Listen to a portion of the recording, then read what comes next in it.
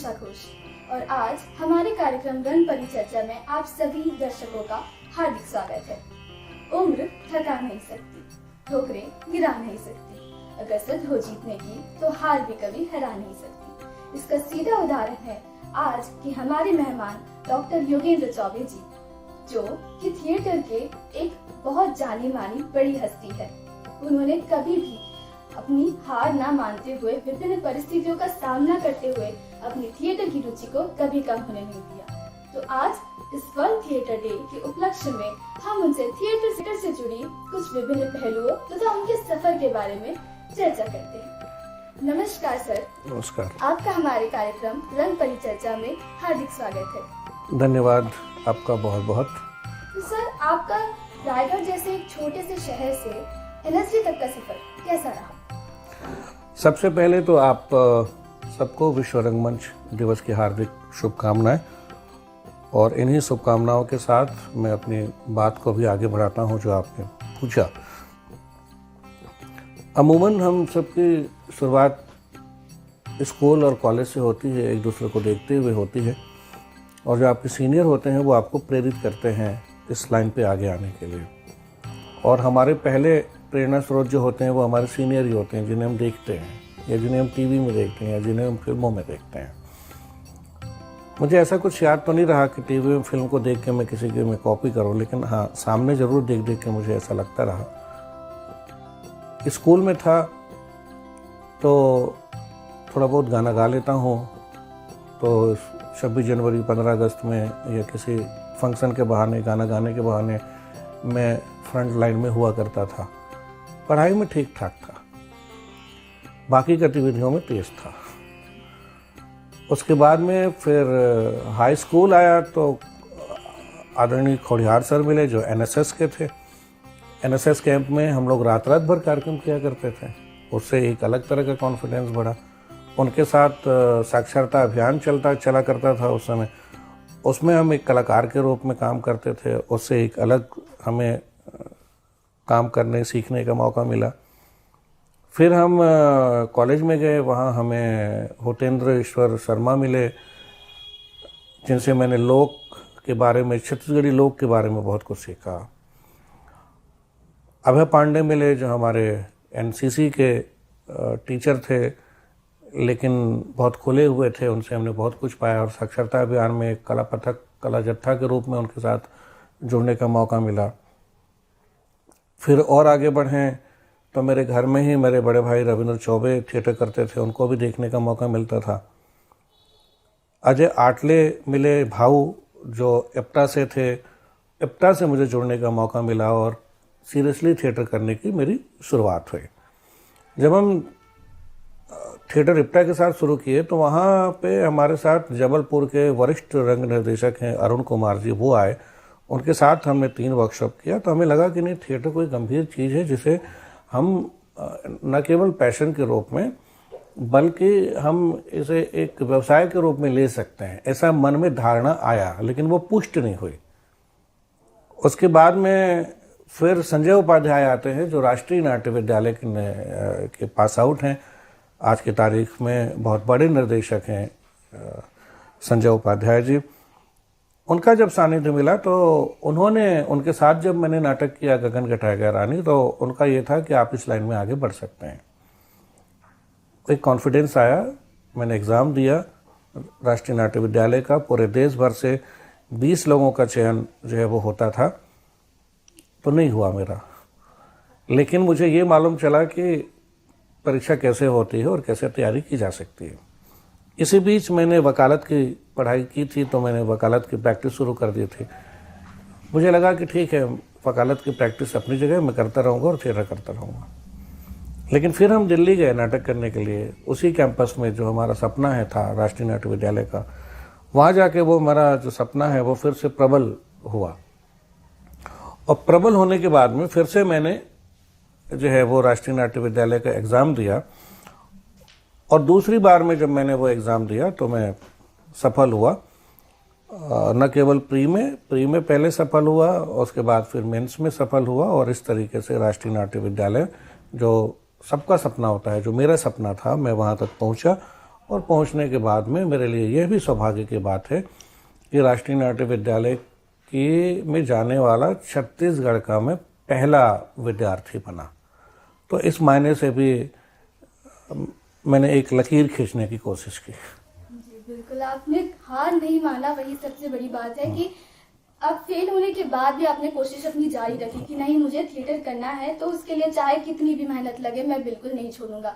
आपने एलएलबी की पढ़ाई करने के बावजूद अपने पैशन को नहीं छोड़ा, और ये आजकल के यंगस्टर्स के लिए एक बहुत इंस्पिरेशन की बात है। तो सर, मैं आपसे अगला क्वेश्चन ये पूछूंगी कि इंदिरा कला संगीत विश्वविद्यालय में आप थिएटर के फाउंडर हैं, तो इसका सफर कैसे शुरू हुआ? इसका सफर भी मजेदार है। 2005 में मैं राष्ट्रीय नाट्य विद्यालय से पास आउट होता हूं। 31 मई को मैं पास आउट होता हूं, और पास आउट होने के बाद में हम अपने दीदी जीजा जी के साथ हम 4 धाम की यात्रा पे चले जाते हैं, केदारनाथ, बद्रीनाथ। और वहाँ से जब आता हूँ और फाइनली जब हमारे डायरेक्टर साहब थे अंकुर जी, उनसे मैं आशीर्वाद लेता हूँ कि अब मुझे रायगढ़ जाना है काम करने के लिए, तो वो कहते हैं कि आपको खैरागढ़ जाना है। तो मैं पूछता हूँ कैसे? तो वो कहते हैं कि आपके वाइस चांसलर यहाँ पे आई थी, आदरणीय पूर्णिमा पांडे जी, तत्कालीन शिक्षा मंत्री अजय चंद्राकर जी यहाँ पे आए थे, और उस समय के जो हायर एजुकेशन सेक्रेटरी थे वो, ये सारे लोग राष्ट्रीय नाट्य विद्यालय गए थे माननीय उच्च शिक्षा मंत्री जी के निर्देशन पे, और वहाँ ये तय हुआ था कि वहाँ पे खैरागढ़ में नाट्य विभाग को स्थापित करना है। तो कुछ बड़े नाम के साथ में मेरा भी नाम आया।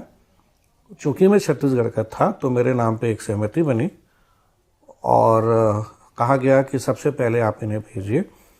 फिर मेरी पूर्णिमा पांडे जी से मेरी बातचीत हुई, जो तत्कालीन उच्च शिक्षा मंत्री हैं अजय चंद्राकर जी, उनसे मेरी बातचीत हुई। मैं 2005 में खैरागढ़ आया। हमने यहाँ पे एक वर्कशॉप किया सबसे पहले 2005 में, और फिर 2006 से डिपार्टमेंट की हमने शुरुआत की। तो डिपार्टमेंट की शुरुआत में भी हमने जो है राष्ट्रीय नाट्य विद्यालय के साथ मिलके एक वर्कशॉप किया। बड़ा वर्कशॉप था, महीने भर का वर्कशॉप था, रेसिडेंशियल वर्कशॉप था, और उस वर्कशॉप के साथ ही, उस नाट्य प्रस्तुति के साथ ही हमने नाट्य विभाग की शुरुआत की। 4 विद्यार्थियों से हमारी जो है वो शुरुआत होती है, और आज अगर हम मेन और माइनर सारा कुछ हम मिला लें तो लगभग हमारी संख्या 100 के आसपास पहुंचती है। इस बीच में बहुत उतार चढ़ाव हुए, स्वाभाविक रूप से उतार चढ़ाव होंगे, उसमें कोई वो नहीं है, ये जीवन का एक हिस्सा है। कभी मुझे लगा कि मैं छोड़ के चला जाऊं बहुत से लोगों की तरह, फिर मुझे लगा कि एक जिम्मेदारी दी हुई है मेरे ऊपर में, और मैंने ये अनुभव किया था कि जब मैं सीख रहा था, जब मैं नाटक कर रहा था, तो मेरे सामने कोई विकल्प नहीं था राष्ट्रीय नाट्य विद्यालय के अलावे, या मुझे मालूम भी नहीं था कि राष्ट्रीय नाट्य विद्यालय जैसी कोई चीज़ होती है। अगर अरुण पांडे या संजय उपाध्याय नहीं आए होते तो शायद मैं वहाँ तक पहुँच भी नहीं पाता, क्योंकि मुझे जानकारी भी नहीं थी। मुझे ये लगा कि इस कमी को, जो छत्तीसगढ़ में हमारे जो स्टूडेंट हैं, आप मेरे आसपास के जो विद्यार्थी हैं, जो रंगकर्म में रुचि रखते हैं, जिनका सपना रह जाएगा, जो शायद राष्ट्रीय नाट्य विद्यालय ना जा पाएँ, उन्हें मैं एक विकल्प तो दूं यहाँ पे। और इस एक दृढ़ इच्छा के साथ में जो भी उतार चढ़ाव आए, उन सारी चीज़ों को सहते हुए मैं अपने काम में मगन रहा, काम में संलग्न रहा, उन सारी चीज़ों को सहता रहा, लेकिन रिजल्ट देता रहा, क्योंकि मैं रिजल्ट ओरिएंट आदमी हूँ। मुझे लगता है कि हर चीज़ का एक रिजल्ट निकलना चाहिए। तो आज स्थिति ये है कि 2006 में हमने वो डिपार्टमेंट स्थापित किया, तो शुरुआत के 2-4 साल आप छोड़ दीजिए, और बहुत कम समय में ये डिपार्टमेंट जो है वो आज राष्ट्रीय स्तर पर अपनी पहचान बनाने में कामयाब हुआ है। और हिंदुस्तान के तमाम बड़े रंगकर्मी, मैं फिर से दोहराऊंगा, तमाम बड़े रंगकर्मी जिन्हें हम राष्ट्रीय नाट्य विद्यालय में पढ़ते लिखते जानते थे, वो सब के सब खैरागढ़ में आए और पढ़ाने के लिए आए। मज़ेदार बात यह है कि किसी प्रस्तुतियों के बहाने नहीं आए, वो केवल और केवल पढ़ाने के बहाने आए, या सेमिनार के बहाने आए, या लेक्चर के बहाने आए। लेकिन कम से कम ऐसे 50 जो है वो देश के बड़े रंगकर्मी होंगे जो यहाँ पे आए और लगातार आ रहे हैं। तो वह एक विकल्प हमने राष्ट्रीय नाट्य विद्यालय के एक छोटे विकल्प के रूप में दिया, और अच्छी बात यह है कि विद्यार्थी संतुष्ट है। जी सर। तो सर आजकल प्राइवेट इंस्टीट्यूशंस बहुत चल रहे हैं बिल्कुल। कि ड्रामा स्कूल के लिए लोग जगह जगह पे इंस्टीट्यूशंस खोल ले रहे हैं और हम ड्रामा सिखाएंगे ऐसा। तो प्राइवेट इंस्टीट्यूशन में और जो हमारे कॉलेज में पढ़ाया जा रहा है, दोनों में क्या अंतर है? देखिए, बेसिक तो ये है कि मान लीजिए कि मैं नौकरी नहीं करता होता, मैं फ्रीलांस कर रहा होता, तो मैं ट्रेनिंग दे रहा होता, लेकिन मेरी ट्रेनिंग की अपनी सीमा होती। लेकिन अगर मैं किसी संस्थान से जुड़ के प्रशिक्षण दे रहा हूं तो उसकी अहमियत बढ़ जाती है। उसकी अहमियत के साथ साथ में उसके प्रशिक्षण का पूरी की पूरी प्रक्रिया बदल जाती है। आपके प्रशिक्षण की एक वैधानिकता हो जाती है कि जी मेरे पास में डिप्लोमा है, या मेरे पास में डिग्री है, या मेरे पास में मास्टर डिग्री है। आपकी अवधि लंबी होती है, आप 2 साल 3 साल सीखते हैं। किसी भी चीज़ को आपको सीखना पड़ता है। अगर आप मार्केट, क्योंकि देखिए हमारा जो काम है दिखने का काम है, दिखाने का काम है। अगर मैं दिखूंगा नहीं, अगर मैं दिखाऊंगा नहीं, तो मार्केट मेरे को अस्वीकार कर देगा, और मार्केट के पहले मेरा डायरेक्टर अस्वीकार कर देगा, तो मैं मार्केट तक पहुंचूंगा ही नहीं, है ना। तो ये जो लंबी अवधि है मेरी, 2 साल 3 साल 4 साल की जो मेरी अवधि है, उसमें मैं सीखता हूँ। और जब मैं सीख के मार्केट में जाता हूँ, या मैं अपनी थिएटर या फिल्म की इंडस्ट्री में जाता हूँ, तो लोग मुझे स्वीकार करते हैं। ऐसे बहुत से उदाहरण हैं कि लोगों ने, खैरागढ़ के ही जो हमारे विद्यार्थी हैं, आज वो छत्तीसगढ़ के इंडस्ट्री में, फिल्म इंडस्ट्री में, या थिएटर में, या मुंबई के फिल्म इंडस्ट्री में बहुत अच्छा काम कर रहे हैं। ऐसे बहुत से विद्यार्थी हैं खैरागढ़ के। मेरे अपने विद्यार्थी हैं जिन्हें नेशनल स्कॉलरशिप मिली है, जिन्हें नेशनल फेलोशिप मिली है, जिन्होंने कंपटीशन करके राष्ट्रीय नाट्य विद्यालय के रंगमंडल में अपनी जगह बनाई है ना, और राष्ट्रीय नाट्य विद्यालय में अपनी जगह बनाई है। तो ऐसे बहुत से लोग हैं। इसका मतलब ये है कि यहाँ की ट्रेनिंग भी उसी के आसपास है। लेकिन अगर हम एक प्राइवेट संस्थान में करते हैं, तो मुझे लगता है कि जिस तरीके से हम एक कोचिंग करते हैं किसी चीज़ को सीखने के लिए, तो मुझे लगता है कि एक कोचिंग संस्थान है कि हाँ, हम जाते हैं 2 महीना 3 महीना 4 महीना किसी एक हिस्से को हम सीखते हैं, और उसके बाद फिर चले आते हैं। तो मुझे तो ऐसा लगता है कि अगर आपके पास ट्रेनिंग का कोई एक अच्छी संस्थान आसपास आपके मौजूद है, तो आपको वहाँ से ट्रेनिंग लेनी चाहिए। आप किसी एक जाने माने लोगों से ही सीखे जिनके पास हुनर हो उस चीज का, ना कि सिर्फ पैसे कमाने के जरिए से। तो फिर आप वैसे ही जगह पे जाए जहाँ पे लोगों को आपकी जो कला है उसका उनको अंदाजा, और वो शिक्षक भी ऐसा होना चाहिए ना जो आपको मार्गदर्शन दे, जो आपको आगे तक लेके जाए, आप आगे का आपको सपना दिखाए। भाई मुझे भी तो ऐसे लोग मिले जिन्होंने मुझे सपना दिखाया, लेकिन उस सपने को भागने के लिए भी एक जज्बा होना चाहिए। उस सपने को तक भागने के लिए मेरे पास जज्बा था। वो विद्यार्थियों में होगा तो जाएंगे, नहीं तो सपना तो बहुत लोग देखते हैं। सर फिल्म एक्टिंग में और थिएटर एक्टिंग में, ये दोनों में क्या डिफरेंस है? नहीं, कोई अंतर नहीं है। एक्टिंग एक्टिंग है, अभिनय अभिनय है। फिल्म में भी मुझे रोना है, या मुझे हंसना है, या मुझे गुस्सा करना है, तो पूरी दुनिया में मैं एक ही तरह से करूँगा, चाहे वो बस्तर हो, चाहे वो साउथ अफ्रीका हो, चाहे वो इंग्लैंड हो, चाहे वो यहाँ हो। हमारी जो अभिव्यक्ति है वो एक ही तरीके की होगी। हाँ, हमारे मीडियम अलग हो सकते हैं। थिएटर और फिल्म का मीडियम अलग है। मैं थिएटर को दोनों आंखों से देख रहा हूँ, तो मेरी मर्जी है कि मैं सामने में क्या देख रहा हूँ। तो मेरे सामने में जो भी चीज़ होगी वो मैं तय करूँगा कि मुझे इसको देखना है या इसको देखना है। मुझे दोनों को देखना होगा तो मैं दोनों को देखूँगा। लेकिन फिल्म में आपका मीडियम तय करता है आपका कैमरा, तो वो कैमरा तय करेगा कि मुझे क्या देखना है। जो कैमरा दिखाएगा वो मैं देखूंगा, मेरी अपनी चॉइस वहाँ पे ख़त्म हो जाती है। तो स्वाभाविक है कि जब मेरी चॉइस ख़त्म हो गई वहाँ पे और मेरा मीडियम बदल गया, तो मेरे तरीके पे थोड़ा तो फ़र्क आएगा। मैं घर पे गाना गा रहा हूँ और मैं मंच पे गाना गा रहा हूँ, दोनों में अंतर होगा।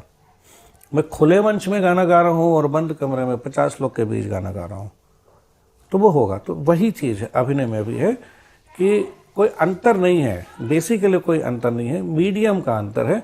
उस मीडियम के अंतर को हमको समझना होता है कि हम टाइट क्लोजअप लेते हैं, हम मिड में लेते हैं, हम ओएस लेते हैं, है ना। तो बहुत सारे फ्रेम बनते हैं। थिएटर का फ्रेम जो बनता है वो दोनों आंखों से बनता है, और इसका फ्रेम जो बनता है वो कैमरे के एंगल से बनता है। तो कैमरे के एंगल से मुझे एक्टिंग करनी है, इतनी इसी की ट्रेनिंग होती है जो कठिन है। वो मीडियम भी जो है वो कठिन है। थिएटर तो फिर भी है कि अब पब्लिक के सामने हम खोल के बात कर रहे हैं। अब आपके सामने यहाँ कैमरा लगा हुआ है और आपको बोला जा रहा है कि आप एक्टिंग करेंगे, कठिन है वो, इतना आसान नहीं है ना, कि एक आदमी यहाँ खड़ा है, एक आदमी यहाँ खड़ा है, एक आदमी यहाँ खड़ा है और आपको एक्टिंग करनी है, उसकी प्रैक्टिस है। तो ये बेसिक अंतर है, आपके मीडियम के कारण थोड़ा सा जो है वो चेंज होता है बस। सर आप एक एक्टर भी है, एक डायरेक्टर भी है, और बीच बीच में आके आप हमको पढ़ाते भी हैं। तो आप एक्टर बनना चाहते थे, डायरेक्टर बनना चाहते थे, या टीचर बनना चाहते थे? मैं टीचर तो नहीं बनना चाहता था। मैं, स्वाभाविक है कि जब मैं इस फील्ड में आया तो मैं डायरेक्टर ही बनना चाहता था। एक्टर तो था मैं, मुझे ऐसा लगता था कि मैं एक्टर हूँ। और जब हम राष्ट्रीय नाट्य विद्यालय में गए तो मेरा जो स्पेशलाइजेशन था वो डायरेक्शन था, लेकिन हम लोगों ने खुल के एक्टिंग की। और जब फर्स्ट ईयर में एक्टिंग की तो जो हमारे टीचर्स थे राष्ट्रीय नाट्य विद्यालय के, उन्हें लगता था कि मैं एक्टिंग लूंगा। और जब मैंने डायरेक्शन के लिए चूज किया और डायरेक्शन के लिए मैंने फॉर्म भरा तो लोगों ने कहा, तो मैंने कहा कि सर मुझे बाहर निकल के काम करना है। तो बाहर निकल के जब काम करना है तो मैं एक्टिंग तो सीखूंगा, ये मेरी अपनी अंदर की है, लेकिन इस बहाने मैं डायरेक्शन सीखना चाहता हूँ, क्योंकि मुझे लगता है कि डायरेक्शन जो है वो एक तकनीक है, एक्टिंग भी तकनीक है, स्किल है, एक क्राफ्ट है एक। तो एक्टिंग भी एक क्राफ्ट है, डायरेक्शन भी एक क्राफ्ट है। तो मैं एक्टिंग के साथ साथ मैं डायरेक्शन के क्राफ्ट को भी सीखना चाहता हूँ। बेसिकली मैं अपने आप को डायरेक्टर पाता हूँ, लेकिन अंदर कहीं अभिनेता है जो कूद पड़ता है। फिर धीरे से 2005 में मैंने अपनी भूमिका को बदला, थोड़ी छटपटाहट थी, लेकिन 2006 से मैंने उसको स्वीकार किया। लेकिन आप लोग देखते होंगे कि मैं पढ़ाता भी हूँ, और उसके पीछे मकसद ये भी है कि मैं टीचर हूँ ना, और मैं किसका टीचर हूँ? मैं मैथ्स का नहीं हूँ, मैं हिंदी साहित्य का नहीं हूँ, अंग्रेजी साहित्य का नहीं हूँ, मैं प्रैक्टिस ओरिएंटेड जो सब्जेक्ट है थिएटर, उसका टीचर हूँ। तो मैं खुद अगर प्रैक्टिस नहीं करूँगा, मैं खुद अगर मैं अपडेट नहीं रहूँगा, तो मैं अपने विद्यार्थियों को क्या अपडेट करूँगा? तो इसलिए भी मेरी वो रहती है कि मैं ज़्यादा से ज़्यादा मैं अपडेट हूँ। उसके लिए मुझे मंच पर उतरना पड़े तो मैं उतरूँगा। उससे विद्यार्थियों को भी लगता है कि हाँ मेरे टीचर हमारे साथ कर रहे हैं, तो मुझे लगता है कि उनके अंदर भी एक एनर्जी आती है, तो वो भी एक महत्वपूर्ण चीज़ होती है। मुझे लगता है कि आज की तारीख में मैं, ये तो बाकी लोग उसका मूल्यांकन करेंगे कि मैं क्या हूँ, लेकिन मैंने अपने आप को तीनों जगहों पे साबित करने की मैंने कोशिश की है कि जी हाँ, मैं एक टीचर भी हूँ, एक अभिनेता भी हूँ और एक निर्देशक भी हूँ। सर की क्लास में कई बार मैं भी बैठी हूँ, और सर हमेशा थ्योरी से ज़्यादा प्रैक्टिकल पे सिखाना समझाना ज़्यादा बिलीव करते हैं। और कई बार मैंने भी उनसे बहुत सारी चीज़ें सीखी हैं कि कैसे एक्टिंग के बारे में भी, और सर फोक डिपार्टमेंट के भी हेड है, तो उनसे भी मैंने बहुत सारी चीज़ें सीखी है। तो सर फोक डिपार्टमेंट के नाते मैं आपसे कुछ 2 शब्द सुनना चाहूँगी, जो आप बहुत अच्छा गाते भी हैं। तो अगर आप कुछ सुना देते तो हमारे दर्शकों का दिन बन जाता। छत्तीसगढ़ी लोकगीत है देवार लोकगीत, वो मैं सुनाऊंगा। मेरा बहुत प्रिय गीत है। जब मैं राष्ट्रीय नाट्य विद्यालय में गया, नया नया छत्तीसगढ़ बना था, 2000 में बना था, 2002 में गया, तो बहुत से लोगों को ये नहीं मालूम था कि छत्तीसगढ़ है कहाँ। कभी वो झारखंड से जोड़ देते थे, कभी किसी और से जोड़ते थे। तो मुझे लगा था कि मैं छत्तीसगढ़ यहाँ दिखाऊंगा। आपके अंदर एक, शुरू से मेरे अंदर कुछ न कुछ इस तरह की चीज़ें रही, और नतीजा ये निकला कि ये जो गीत है जो मैं अभी आपके सामने गुनगुनाऊंगा, वो गीत एक तरीके से राष्ट्रीय नाट्य विद्यालय का नेशनल एंथम बन गया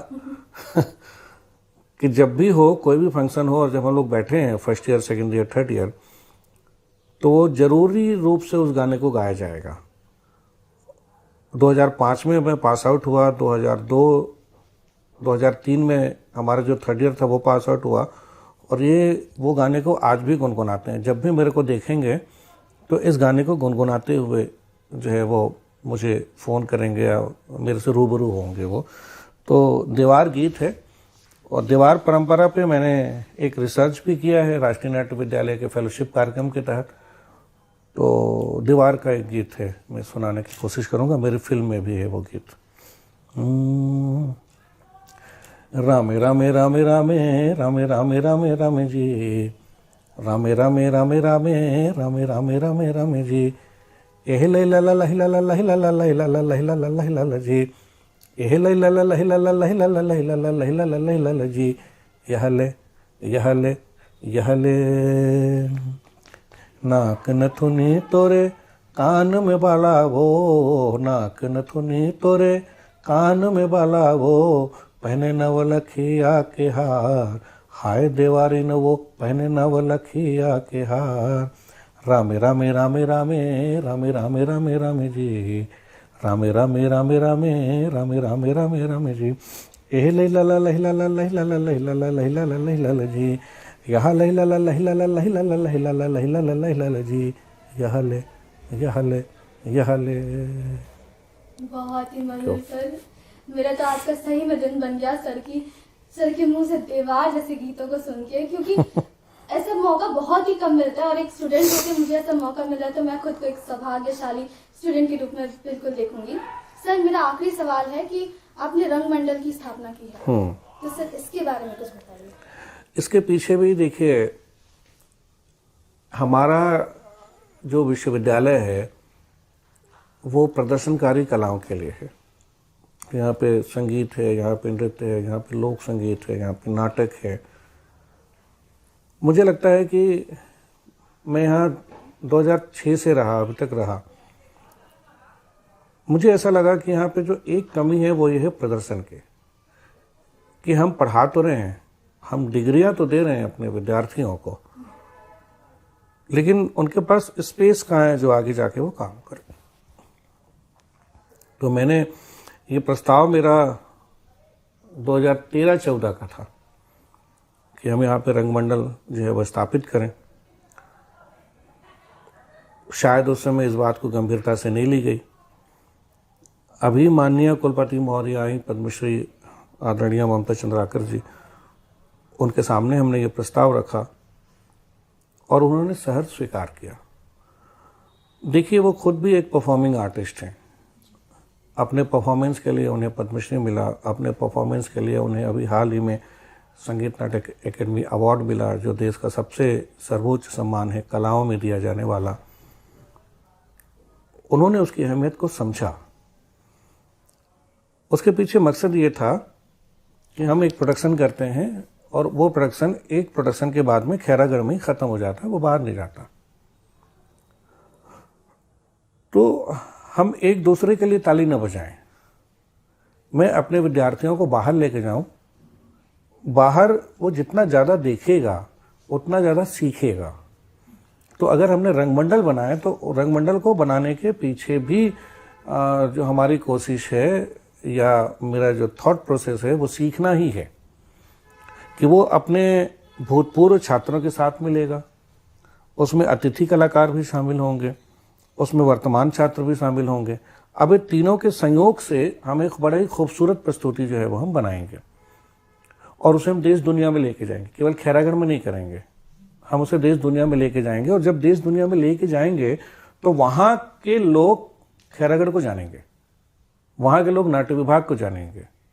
तो दोनों तरीके से काम होगा, हम भी सीखेंगे और हम उन्हें दिखाएंगे कि खैरागढ़ क्या है, खैरागढ़ का।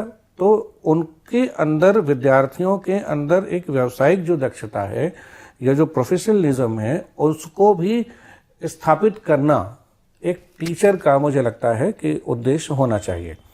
केवल उन्हें डिग्री देके पास करा देना यह मकसद नहीं है, वो तो है ही है, वो तो मेन मकसद है किसी भी यूनिवर्सिटी का, लेकिन उसके पीछे का मकसद क्या है उसे भी हमें समझना चाहिए। इस उद्देश्य से माननीय कुलपति महोदया के मार्गदर्शन में हमने रंगमंडल बनाया।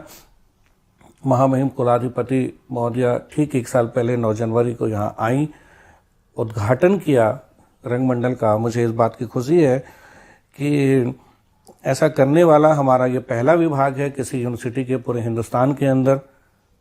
तो इस विभाग को भी उसका श्रेय जाता है, इस विश्वविद्यालय को भी उसका श्रेय जाता है। और हमने केवल उद्घाटन नहीं किया उसका, हमने ज़मीनी हकीकत को लाके हमने लगभग 10 शोज के लिए, कि सबसे पहले रंगमंडल बनने के बाद हमने रायपुर में शो किया, रायपुर में शो करने के बाद हम उज्जैन गए, उज्जैन में शो करने के बाद खैरागढ़ में तो हमने किया ही किया। उसके बाद फिर अंतर्राष्ट्रीय नाट्य समारोह भारत रंग महोत्सव में हम बेंगलोर गए, जो हमारी सबसे बड़ी उपलब्धि थी। और वहाँ से आने के बाद में फिर हम बालाघाट गए, बालाघाट से आने के बाद हम चंडीगढ़ गए, चंडीगढ़ राष्ट्रीय नाट्य समारोह में। वहाँ से आने के बाद में हम दिल्ली गए, संगीत नाटक एकेडमी और अप स्टेज के माध्यम से जो नेशनल थिएटर फेस्टिवल हुआ उसमें गए। वहाँ से आने के बाद हम गुजरात गए, गुजरात से आने के बाद में हम कटनी गए, और कटनी से आने के बाद में हम संस्कृति मंत्रालय के जो CCRT है, भारत सरकार का एक महत्वपूर्ण अंग है, सांस्कृतिक स्रोत और प्रशिक्षण केंद्र नई दिल्ली, 24 मार्च से लेकर 27 मार्च तक वो एक राष्ट्रीय नाट्य समारोह कर रहा है। और उद्घाटन जो प्रस्तुति थी वो हमारी थी, और वो भी छत्तीसगढ़ी नाटक से। तो मुझे लगता है कि ये हमारे एक महत्वपूर्ण उपलब्धि है कि हम लगातार हम सोच कर रहे हैं, न केवल सोच कर रहे हैं बल्कि हम विश्वविद्यालय को भी आर्थिक रूप से हम कोई न कोई मदद कर रहे हैं, सहयोग कर रहे हैं। तो दोनों उद्देश्य पूरे हो रहे हैं रंगमंडल को बनाने के। एक तो मैं विद्यार्थियों को बाहर ले जाके सीखने का अवसर दे रहे हैं, समूह में काम करने का अवसर उन्हें मिलता है, जब बाहर जाके देखते हैं तो उनका सपना और बड़ा होता है। तो इस मायने से भी रंगमंडल हमारे लिए महत्वपूर्ण रहा है, और बनाने का उद्देश्य भी हमारा यही था। आज थिएटर डिपार्टमेंट का डंका देश विदेश में पूरी जगह बिल्कुल बज रहा है। आज यहाँ के बच्चे बाहर जाके अपनी प्रस्तुति हर जगह दे रहे हैं और इनाम भी जीत के ला रहे हैं। ये बहुत गर्व की बात है। तो सर, एक आम क्वेश्चन था कि आजकल जो लोग हैं वो बॉलीवुड की तरफ बहुत ज्यादा आकर्षित हो रहे हैं, ग्लैमर को देखते हुए, जिनमें एक्टिंग का कुछ गुण भी नहीं होगा वो भी बॉलीवुड जाना चाह रहे हैं क्योंकि वो फेम और नाम कमाना चाह रहे हैं। तो आप ये यंगस्टर्स को, ये जनरेशन को क्या एक संदेश देना चाहेंगे? देखिए, बॉलीवुड कोई बुरी चीज नहीं है, वो जाएं, बिल्कुल जाएं, लेकिन तैयार होके जाएं। जो भी बड़ा स्टार है जिनको देख के वो जाना चाहते हैं, वो उसका वर्तमान तो देख रहे हैं, लेकिन वो उसका अतीत नहीं देख रहे हैं कि उसका संघर्ष कितना रहा। तो जब एक व्यक्ति सीख के जा रहा है तो उसका उतना संघर्ष है। तो जब आपकी पहचान तब बनेगी जब आपके पास में कुछ नए आइडियाज होंगे, आपके पास कुछ न कुछ होना चाहिए। क्या होगा वो आप ट्रेनिंग में देख लें। तो मुझे लगता है कि अगर आपको जाना है, आप निश्चित रूप से जाएं। आप बॉलीवुड जाएं, शॉलीवुड जाएं, हॉलीवुड जाएं, जहां आपको जाना है आप जाएं, लेकिन तैयारी के साथ जाएं, पूरी तरह से मुस्तैद होके जाएं, और वो सपने लेके जाएं कि आपको बनना क्या है। और जब आप पूरी तरीके से अपने आप को तैयार करके जाएंगे तो मेरा अपना अनुभव यह है कि आप वापस नहीं आएंगे, बल्कि वहाँ पे आप झंडा गाड़ के आएंगे। तो जब भी आप जाएं तो पूरी तैयारी के साथ जाएं, ट्रेनिंग लेके जाएं, और उसका अपना महत्व है। तो मैं रील्स के चक्कर में और शॉर्ट के चक्कर में जो है न रहें। रील्स में वो 2 मिनट की मैगी है, मैगी गरम गरम ही आपको अच्छी लगती है, 2 मिनट के बाद आप खुद उसे फेंक देते हैं। तो 30 सेकंड का रील भी वैसा ही है, आप देखते चलते हैं, उसमें आपके व्यूज़ बढ़ते चलते हैं, लेकिन उसका कोई महत्व लाइफ टाइम जो है वो नहीं मिलता। दाल को पकने में समय लगता है तो 2 दिन बाद भी अच्छा लगता है, लेकिन मेरे ख्याल से मैगी को आप 2 मिनट के बाद दूसरे दिन नहीं खा सकते पका। तो अपने आप को पकाइए, पूरी तैयारी करिए, और पूरी तैयारी के बाद आपकी दुनिया है, खुली हुई दुनिया है। आपके पास क्रिएटिविटी है तो आप जाइए, खुल के काम करिए। मेरी शुभकामनाएं फिर से। तैयारियां पूरी रखिए अपनी और जी तोड़ मेहनत कीजिए, फिर सफलता आपके कदमों में बिल्कुल होगी। तो आज हमारे कार्यक्रम रंग परिचर्चा में इतना ही। आज हमें हमारे मेहमान डॉक्टर योगेंद्र चौबे जी से बहुत कुछ सीखने को, समझने को और थिएटर से जुड़ी विभिन्न पहलुओं को समझने का मौका मिला। मैं खुद को बेहद सौभाग्यशाली मानती हूँ और आशा है कि आप भी इस वीडियो के माध्यम से बहुत कुछ सीखेंगे, समझेंगे और अपने जीवन में अप्लाई करेंगे। धन्यवाद। जय जय।